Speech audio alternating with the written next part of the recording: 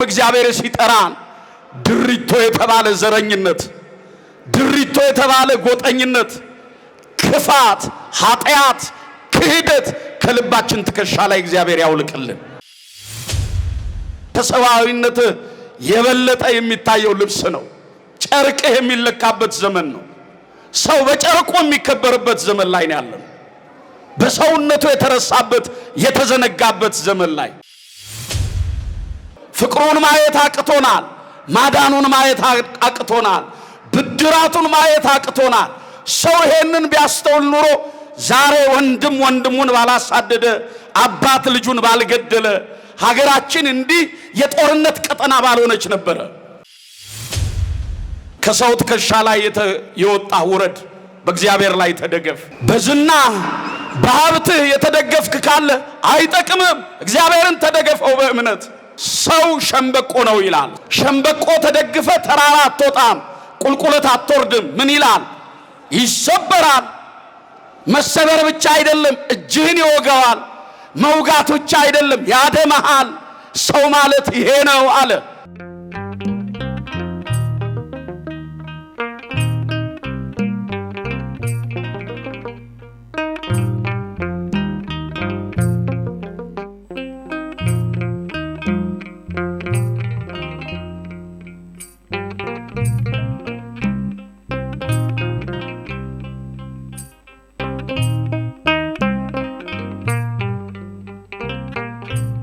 በስመ አብ ወወልድ ወመንፈስ ቅዱስ አሐዱ አምላክ አሜን።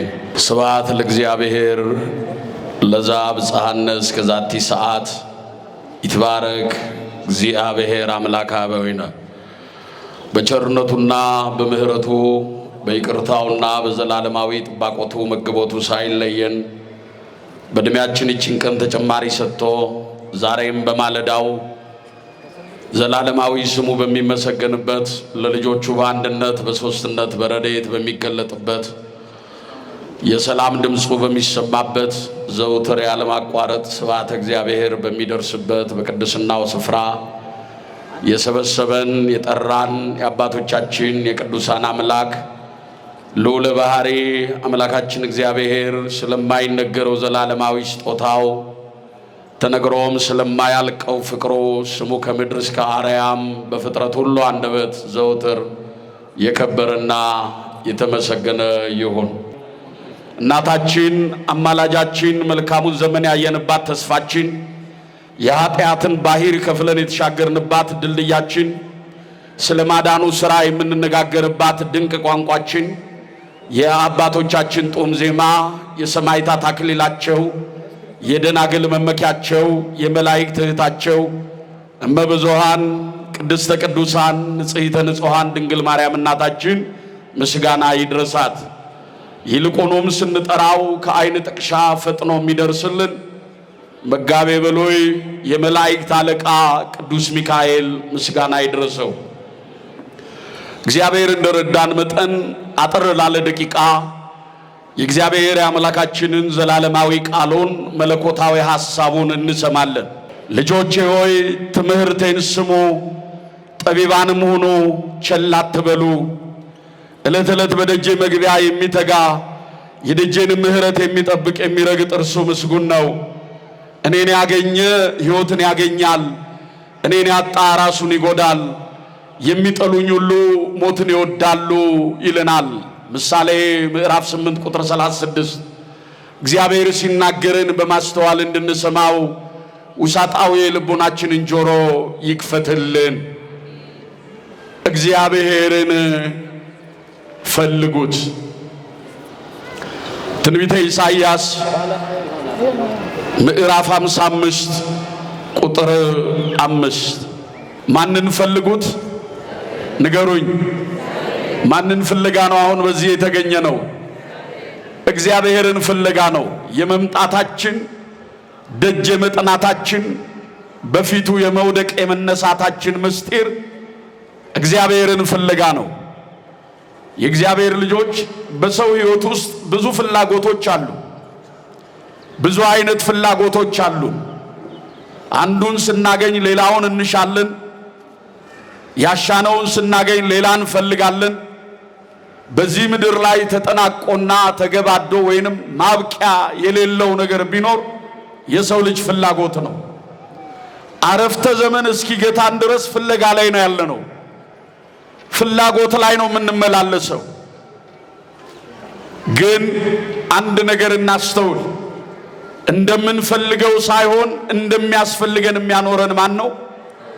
እግዚአብሔር እያንዳንዳችንን እንደምንፈልገው ሳይሆን እንደሚያስፈልገን እያኖረን ነው።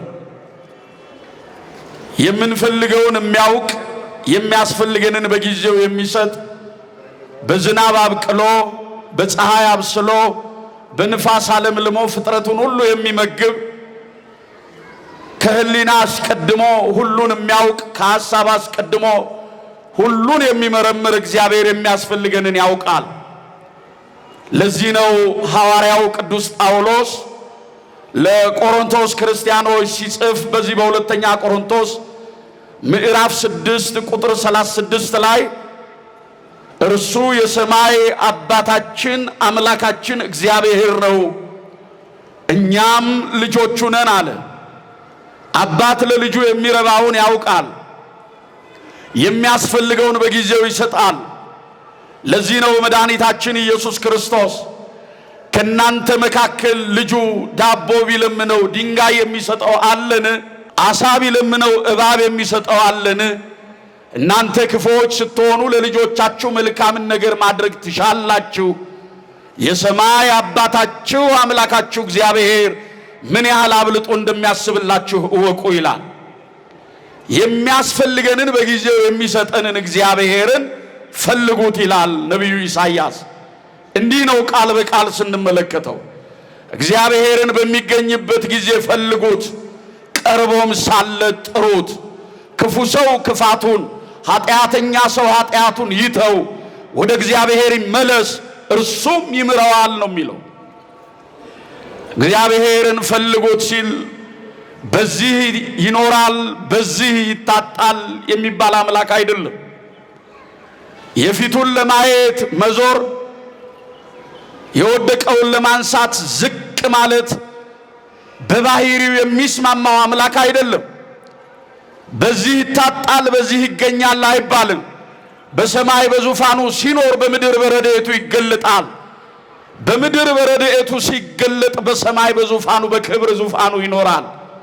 እግዚአብሔር የሌለበት ስፍራ የለም፣ የሚታጣበትም ጊዜ የለም። እግዚአብሔርን ፈልጉት ሲል ግን ከክፋት ከኃጢአት ከበደል ከርኩሰት ርቀን በሚገኝበት ጊዜ ፈልጉት፣ ቀርቦም ሳለ ጥሩት አለ።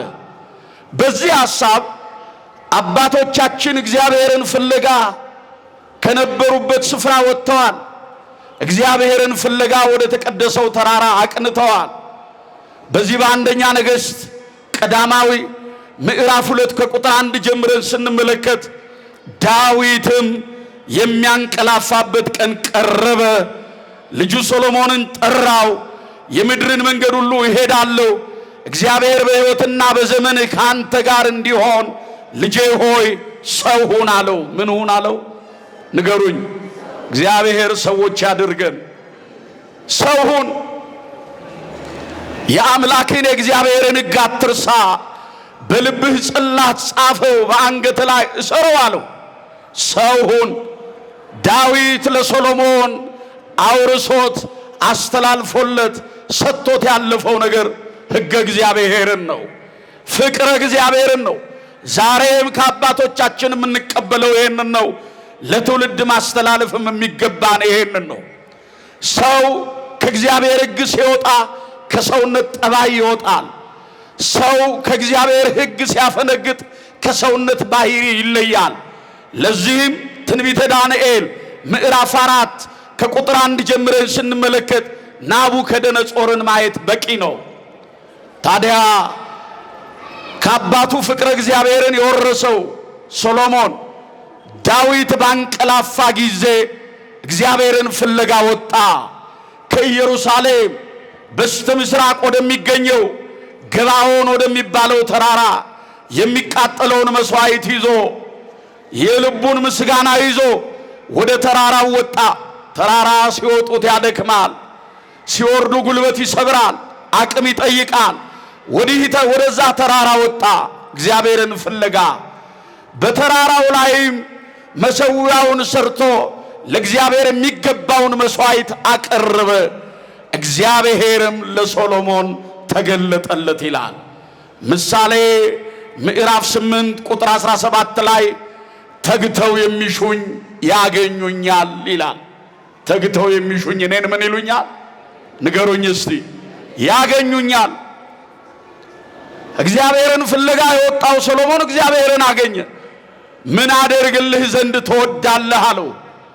ዛሬ ይሄ ጥያቄ ለእያንዳንዳችን በጆሮአችን ቢመጣ ይዘን ከመጣነው ምስጋና ይልቅ ይዘን የመጣነው ጥያቄ ይበዛል። እግዚአብሔር ምን ላደርግላችሁ ቢለን የዚህ ዘመን የክፍለ ዘመናችን ጥያቄ ምንድን ነው? ምን ልንነግረው መጣን? ለሰው ያላሰማነው እግዚአብሔር እንዲሰማው፣ ለሰው ያልነገርነው ለእግዚአብሔር ልንነግረው የፈለግነው። አዎ የእግዚአብሔር ልጆች፣ እግዚአብሔር ከወዳጅም ከወላጅም በላይ ነው። እግዚአብሔር ከችግራችን በላይ ነው።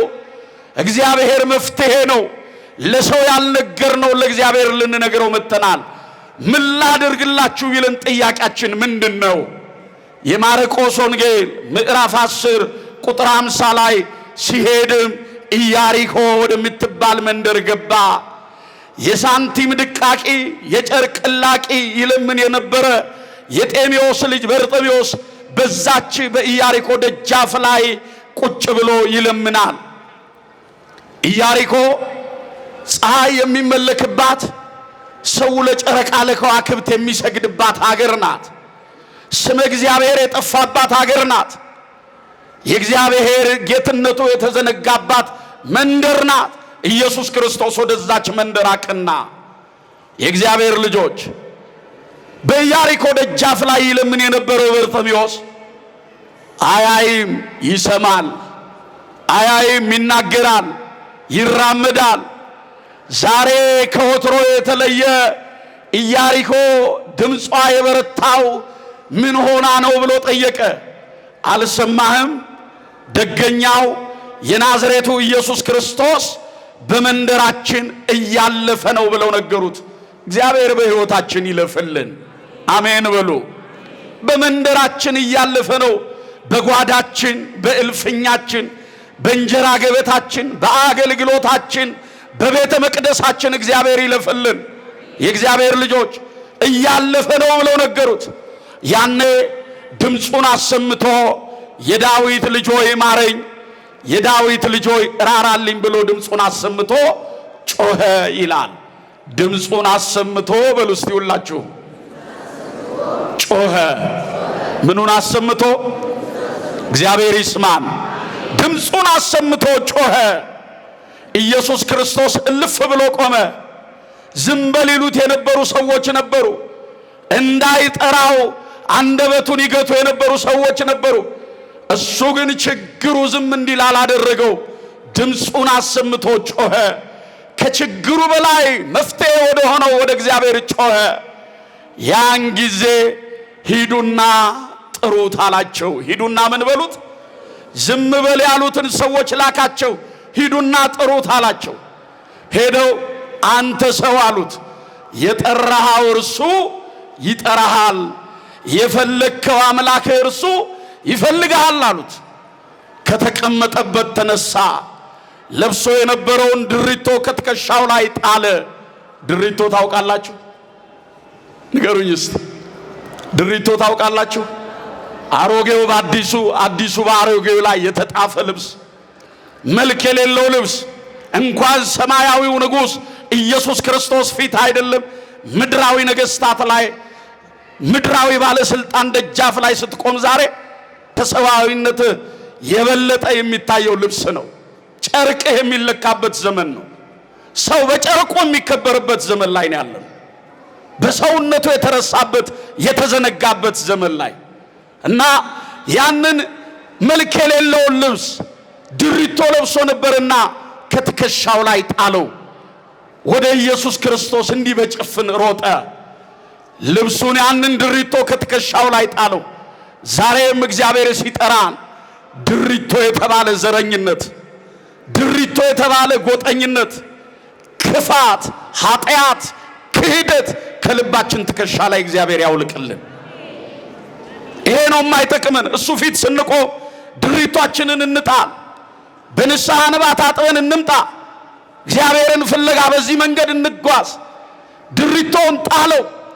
በኢየሱስ ክርስቶስ ፊት ሄደና ቆመ። ምን አደርግልህ ዘንድ ትወዳለህ ሲለው ጌታዬ ምንም ነገር አልሻም፣ ምንም ነገር አልፈልግም፣ አንድ ነገር እለምንሃለሁ፣ እርሱም ማየት ብቻ አለው። ምን አለው? አቤት ክብርህን ማየት፣ ጌትነትህን ማየት፣ አምላክነትህን ማየት፣ ማዳንህን ማየት፣ ሰማያውያን መላእክት ከሰማይ ወደ ምድር ያንተን ምሕረት ከምድር ወደ ሰማይ የኛን ጸሎት ሲያሳርጉ ማየት፣ ድውያነ ሥጋን በተአምራት ድውያነ ነፍስን በትምህርት ስትፈውስ ማየት እሻለሁ አለው። ኢየሱስ ክርስቶስ ሕሙማንን ይፈውስበት የነበሩ 5 መንገዶች አሉ። በአዲስ ኪዳን በአራቱም ወንጌላውያን ላይ ተጽፎ የምናገኛቸው። ከነዚህ 5ቱ መንገዶች መካከል አንደኛው መዳሰስ ነበርና አይኑን ቢዳስሰው አይኑ በራ ይላል። ክብርና ምስጋና ለስሙ ይሁን። እግዚአብሔር የልባችንን አይን ያበራልን። የተከደነብን ነገር ብዙ ነው። የተሰወረብን ነገር ብዙ ነው። ፍቅሩን ማየት አቅቶናል። ማዳኑን ማየት አቅቶናል። ብድራቱን ማየት አቅቶናል። ሰው ይሄንን ቢያስተውል ኑሮ ዛሬ ወንድም ወንድሙን ባላሳደደ፣ አባት ልጁን ባልገደለ፣ ሀገራችን እንዲህ የጦርነት ቀጠና ባልሆነች ነበረ። የእግዚአብሔር ልጆች እግዚአብሔር የልባችንን አይን ያብራልን። መስቀሉን የምናይበት፣ ክብሩን የምናይበት፣ ማዳኑን የምናይበት፣ በፍቅር የምንተያይበትን መንፈሳዊውን አይን እግዚአብሔር ለሁላችንም ይስጠን። ምን አደርግልህ ዘንድ ትወዳለህ ሲለው ማየት አለ። አይኑን አበራለት። ሰሎሞንንም እንዲህ ነው ያለው፣ ምን ላድርግልህ ብሎ ሲለው አቤቱ ለኔ ለባሪያ አስተዋይ ልቡናንና ጥበብን ስጠኝ አለ። ከተራራው ላይ ሶሎሞን ይሄንን ይዞ ተመለሰ። የእግዚአብሔር ልጆች ሶሎሞን እግዚአብሔርን ፍለጋ ወጣ፣ እግዚአብሔርን አግኝቶ ተመለሰ። ዛሬስ እግዚአብሔርን ፈልጉት። እግዚአብሔር በምን ይገኛል ንገሩኝ እስቲ?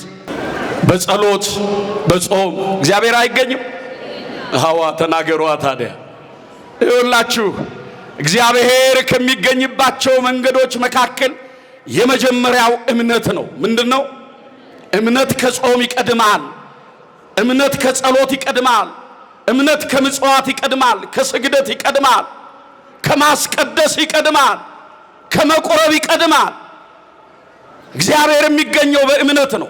ሐዋርያው ቅዱስ ጳውሎስ ለዕብራውያን ክርስቲያኖች ሲጽፍ እንዲህ ይላል፣ እምነት ተስፋ ስለምናደርገው ነገር የሚያስረግጥ ነው፣ የማናየውንም ነገር የሚያስረዳ ነው። ለሽማግሌዎች እንደተመሰከረላቸው እወቁ፣ አቤል ከቃየል ይልቅ የከበረውን መስዋዕት በእምነት ለእግዚአብሔር አቀረበ፣ እግዚአብሔርም ወደ አቤልና ወደ መስዋዕቱ ተመለከተ ነው የሚለው። አያችሁ፣ ቅዱስ ጳውሎስ በዚህ አንቀጽ ላይ ሲናገር በእምነታቸው ስለተመሰከረላቸው ታላላቅ ሰዎች ይጠቅሳል። እነ ጌዲዮንን፣ ባርቅ፣ ዮፍታሔን፣ እነ ሶምሶንን ይናገርና ስለ ሁሉ እንዳልተርክ ጊዜ ያጥረኛል፣ ያለ እምነት ግን እግዚአብሔርን ማግኘት፣ ያለ እምነት እግዚአብሔርን ማስደሰት አይቻልም አለ። ያለ እምነት። ምሳሌ 29:16 ላይ ልጄ ሆይ እምነትህ በእግዚአብሔር ላይ ይሆን ዘንድ ዛሬ ላንተ ይሄንን ነገርኩህ ይላል። ከሰው ትከሻ ላይ የወጣ ውረድ፣ በእግዚአብሔር ላይ ተደገፍ። በዝና በሀብትህ የተደገፍክ ካለ አይጠቅምም። እግዚአብሔርን ተደገፈው በእምነት።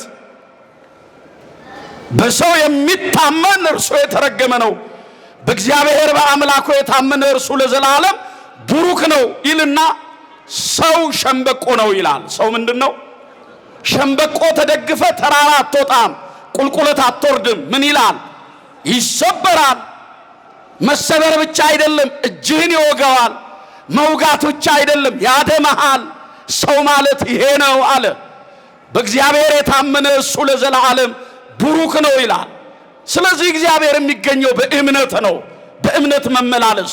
አብርሃም አመነ ጽድቅም ሆኖ ተቆጠረለት ነው የተባለው። ስለዚህ እግዚአብሔር ከሚገኝባቸው መንገዶች የመጀመሪያው እምነት ነው። ሁለተኛው ተስፋ ነው። ምንድነው? ንገሩኝ። ተስፋ። ተስፋ የሌለው ክርስቲያን የለም።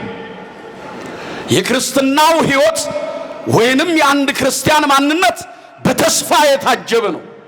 በሚታየው ዓለም የማይታየውን፣ በምድራዊው ሰማያዊውን፣ በጊዜያዊው ዘላለማዊውን፣ በሚጠፋው የማይጠፋውን እናገኛለን ብለን በማን ተስፋ እናደርጋለን?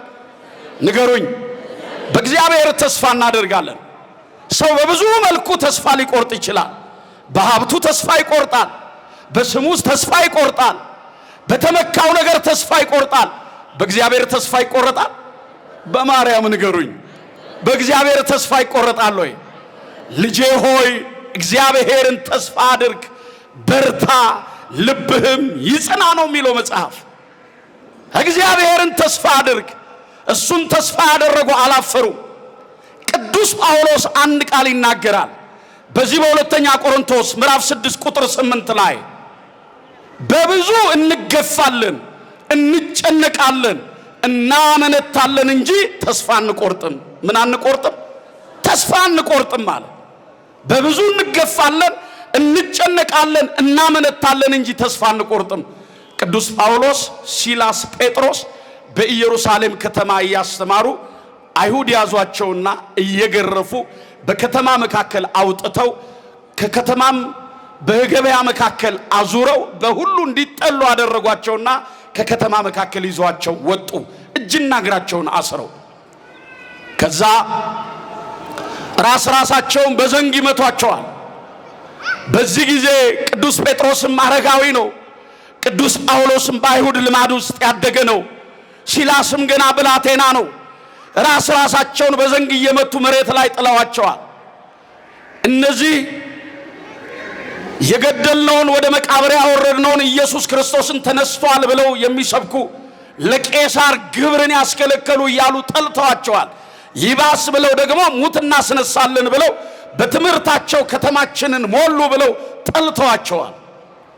ታዲያ ቅዱስ ጳውሎስ ዱላው ሲበዛ ቀስ አለና ከመካከል ጠፍቶ ሄደ። ከኪሱ ሳንቲም አያጣም። ቅዱስ ጳውሎስ ድንኳን እየሰፋ ስጋጃ እየጠገነ በኤፌሶን በገላትያ ያለችውን ቤተክርስቲያን ያገለግላል። ከመካከላቸው ጠፍቶ ሄደና ወደ ገበያ ገብቶ የነሱን እጀ ጠባብና መጠምጠሚያቸውን ገዝቶ ለብሶ መጣ። ገና እዛ ገረገራው ላይ እንደደረሰ ምንድነው የምሰማው? ይሄውላ ሕዝብ ምንድነው ብሎ ጠየቀ። አልሰማህም? እነዚህ በትምህርታቸው ከተማችንን የሞሉ የሰቀልነውን ወደ መቃብር ያወረድነውን ኢየሱስ ክርስቶስን ተነስቷል የሚሉ አሁን ደግሞ ሙት እናስነሳለን፣ ድዊ እንፈውሳለን እያሉ ተከታዮቻቸውን ያበዙ ብለው ነገሩት። እነዚህ እስቲ ያሳልፉኛልና ልክ እንዲህ መንገድ ተከፍቶለታል። አልፎ ገባና ቅዱስ ጴጥሮስን ከወደቀበት ቦታ ቀና አደረገና አንድ ጊዜ በዛ በእጁ በጥፊ ሿ አደረገው። ሲያየው የመታው ቅዱስ ጳውሎስ ተመለከተውና ጴጥሮስ ማን ነው? ጳውሎስ ምን ነው ወደ ቀደመ ስራ ተመለስ ካለው ቀድሞ ምን ስለነበረ ነው? አሳዳጅ ስለነበረ ነው። የሐዋርያት ሥራ ምዕራፍ 9 ላይ ወደ ቀደመ ስራ ተመለስ ካለው ዝም በል አለው። ወደ ህዝቡ ዞራልና በእውነት እነዚህ ሰዎች የሞተ እናስነሳለን ብለዋል አለ። አዎ። ታዲያ በአገራቸው የሞተ ሰው የለም አለ። የአገረ ገዢው ልጅ ሞቶ አስክሬን በቤት ነው አሉት። ሂዱና ይዛችሁ ነው አላቸው። ሄደው ይዘው መጡ። በተዘጋ ቤት አኖሩ። አሁን እኔ እነዚህን ሰዎች ልጠብቅ፣ እናንተ ወደ ከተማችሁ ተመለሱ። በጠዋት ላልሰማ አሰምታችሁ የሰማችሁትም ሳትቀሩ ዱላና ሰይፍ እየያዛችሁ ነው። እነዚህ ሰዎች እውነት የሞተውን ካስነሱ በእነሱ አምላክ ምን እንላለን አለ። እናምናለን። ማንን ተስፋ አድርጎ ነው? ካላስነሱ ግን እነሱንም እንገድልና ወደ መቃብር እናወርዳቸዋለን አለ። በዚህ ሐሳብ ምን አይነት ደግ ሰው ከመካከላችን ተገኘ አሉ። በሞቱ ተስማሙና ያችን ቦታ ለቀው ሄዱ። በማግስቱ ጠዋት ከመምጣታቸው በፊት ቅዱስ ጳውሎስ ምንድነው ያደረገው? ጴጥሮስንም አንስቶ ሲላስንም አንስቶ ተዘጋው ቤት ውስጥ አስገብቶ አስክሬኑ ባለበት ቁስላቸውን አጥቦ እልፍኙን ዘግቶ በስተምስራቅ ያለውን መስኮት ከፍተው አቤቱ የአባቶቻችን አምላክ ሆይ አልዓዛርን እንደ ዓይን ጥቅሻ ከሞት የቀሰቀስክ ጌታ ሆይ ለኤልያስ ተለምነህ የሰማይን መስኮት የዘጋህ አምላክ ሆይ ተለመነን የኤልያስ አምላክ አሉት። እጆቻቸውን ወደ ላይ ቀና እንዳደረጉ ወደ ምድር ሳይመለሱ ያገረ ገዢው ልጅ አፈፍ ብሎ ተነስቷል። ክብርና ምስጋና ለስሙ ይሁን። እግዚአብሔር ይችላል አይችልም? ምንም ጥርጥር የለው። የእግዚአብሔር ልጆች ተነስቷል። እነሱ ሲዘምሩ አብረው እየዘመሩ ትተዋቸው የሄዱት ሶስት፣ አንደኛው ያገረ ገዢው ልጅ የሞተ ነው። ሲመለሱ አራት ሆነው ጠበቋቸው። ገና ከርቀት በማለዳ ሲመጡ ያገረ ገዢው ልጅ ተነስቷል። እነሱ ምን አሉ? የያዙትን ዱላና ሰይፍ ወደ ኋላ እየጣሉ ተጠጉ። ሲያዩ ያገረ ገዢው ልጅ አብሮ እየዘመረው በእውነት አሉ የነዚህ ሰዎች አምላክ ድንቅ ነው አሉ። የነዚህ ሰዎች አምላክ ምንድነው? የኛ እግዚአብሔር ድንቅ ነው፣ ድንቅ ነው አሉ። የያዙትን ሰይፍ እየጣሉ በዛ ተአምር ብቻ በዛ ድንቅ ሥራ ብቻ 5000 ምዕመናንን ሐዋርያት አተረፉ። ለዚህ ነው ቅዱስ ጳውሎስ በብዙ እንገፋለን፣ እንጨነቃለን፣ እናመነታለን እንጂ ምን አንቆርጥም? ንገሩኛ፣ ተስፋ አንቆርጥም። የእግዚአብሔር ልጆች እግዚአብሔር ያለቀና የተቆረጠ ነገርን መቀጠል ይችላል ነው የሚለው ትንቢተ ኢሳይያስ ምዕራፍ 10 ቁጥር 27። ያለቀና የተቆረጠ ነገርን መቀጠል ይችላል። እግዚአብሔር የሚሳነው ነገር የለም። እግዚአብሔር የሚገኘው በተስፋ ነው። ብዙ ተስፋ የሚያስቆርጥ ነገር ቢኖር ማን ነው ተስፋችን? ማን ነው ተስፋችን? የመጨረሻው ፍቅር ነው። ጨርሻለሁ። ስለ ፍቅር ብዙ አልላችሁ። ዛሬ የራበን የጠማን የተቸገርነው የታረዝነው የጎደለን ነገር ምንድነው? ፍቅር ነው። እግዚአብሔርን እንወደዋለን እንላለን፣ ወንድሞቻችንን ባልንጀሮቻችንን እንጠላለን። እግዚአብሔርን እናከብራለን እንላለን፣ እርስ በራስ ፍቅር አጥተናል። የእግዚአብሔር ልጆች ፍቅርን እግዚአብሔር እንደ ሸማ ያላብሰን። ከፍቅር በላይ ምንም ነገር የለም። ነፍሱን ስለ ወዳጆቹ ከማኖር ይልቅ ከዚህ የሚበልጥ ፍቅር ለማን አለ ነው ተብሎ የተጻፈ። ከዚህ የሚበልጥ ፍቅር ለማንም የለም። እናት 9 ወር በማህፀኗ የተሸከመችውን ልጇን በጭንቅ ወልዳ 4 ዓመት በጀርባዋ አዝላ ተርባ አብልታ ተጠምታ አጠጥታ ታርዛ አልብሳ ልጇን አሳድጋ ለሞት የሚያበቃ ወንጀል ቢሰራ በልጅሽ ፈንታ አንቺ ሙጪ ብትባል ይሄንን የምትደፍር እናት የለችም። ከእናትም በላይ እናት ከአባትም በላይ አባት ሆኖ ራሱን ቆርሶ የሰጠ ደሙን ቀርቶ የሰጠ የፍቅር አምላክ እርሱ ነፍሱን ስለ ወዳጆቹ ከማኖር ይልቅ ከዚህ የሚበልጥ ፍቅር ለማንም የለም ተብሎ ነው የተነገረልን። እባካችሁ ፍቅርን እግዚአብሔር ለሁላችንም ይስጠን። ፍቅር ካለ ሁሉ አለ። ይሄው ማን ነው በዚህ በበልግ ወራት እግዚአብሔርን ይሄንን አድርግ ብሎ ሰማዩን በደመና እንዲሸፍን እግዚአብሔርን ያዘዘው አለ? የለም። ይሄንን ስጥ ብሎ ያማከረው አለ? የለም። በ3 ወር ዝናብ ዓመት ይቀልበናል እግዚአብሔር። ቸርነቱን ከኛ አላራቀም። እግዚአብሔር ፍቅርን ለሁላችንም ያላብሰን። እግዚአብሔር የሚገኝባቸው መንገዶች የመጀመሪያው ምንድነው? የመጀመሪያው የሰማችሁ ብቻ መልሱልኝ። የመጀመሪያው፣ ሁለተኛው፣ ሶስተኛው እምነት፣ ተስፋ፣ ፍቅር። እነዚህ ሶስቱ ጸንተው ይኖራሉ። ከነዚህ ፍቅር ትበልጣለች። እምነት ቢኖር ፍቅር ከሌለ ዋጋ የለም። ተስፋ ቢኖር ፍቅር ከሌለ ዋጋ የለም። በፍቅር እንድንኖር ማን ይርዳል? ሰውየው ሁሌ እንግዳ ይቀበላል። እንግዳ ይቀበላል። የተራበ ያበላል፣ የተጠማ ያጠጣል፣ የታረዘ ያለብሳል። አንድ ቀን ወደዚህ ሰው ቤት እግዚአብሔርን የማያውቅ እንግዳ መጣ። ማንንም የማያውቅ እግዚአብሔርን የማያውቅ እንግዳ መጣ። ይሄ ሰው ተቀበለው፣ እግሩን አጠበው፣ የሚበላውን ምግበ ሥጋ እስከሚሰጠው ድረስ መጽሐፍ ቅዱስ አነሳና እንካ አንብብ አለው። ይሄም እንግዳ እንዳልኳችሁ እግዚአብሔርን አያውቅም።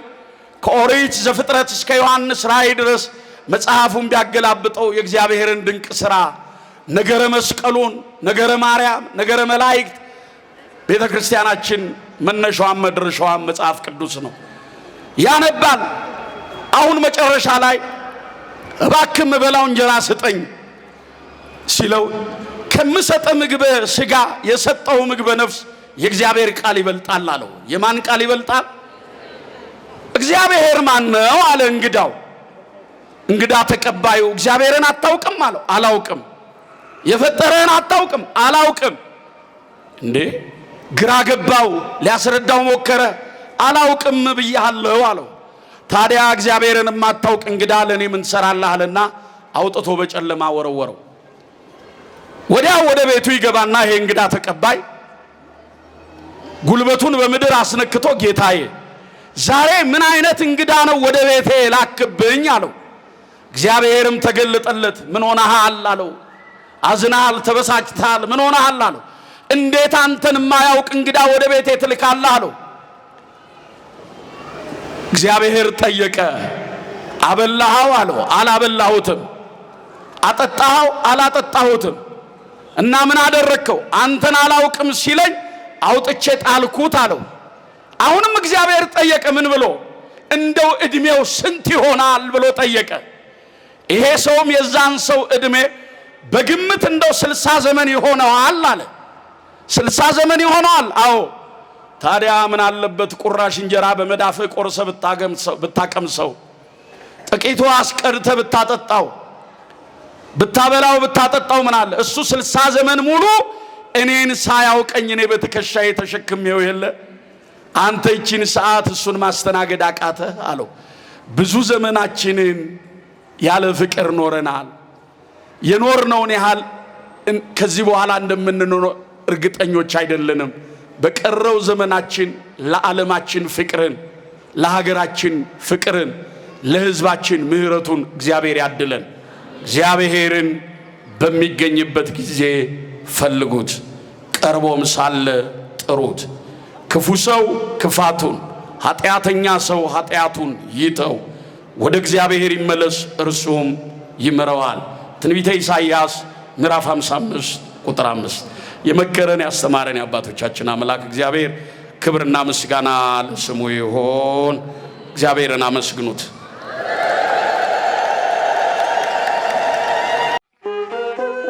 ንቁ ኦርቶዶክስ ተዋህዶ የጸሎትና የንስሐ መርከብ ማህበር በእግዚአብሔር ፈቃድ በወንድማችን የኔነህ ተስፋዬ አስተባባሪነት ከተመሰረተ ጊዜ ጀምሮ ከሚሰጣቸው ዘርፈ ብዙ መንፈሳዊ አገልግሎቶች መካከል የሐዋርያዊ አገልግሎትና ያሬዳዊ ዝማሬዎች አንዱ ነው።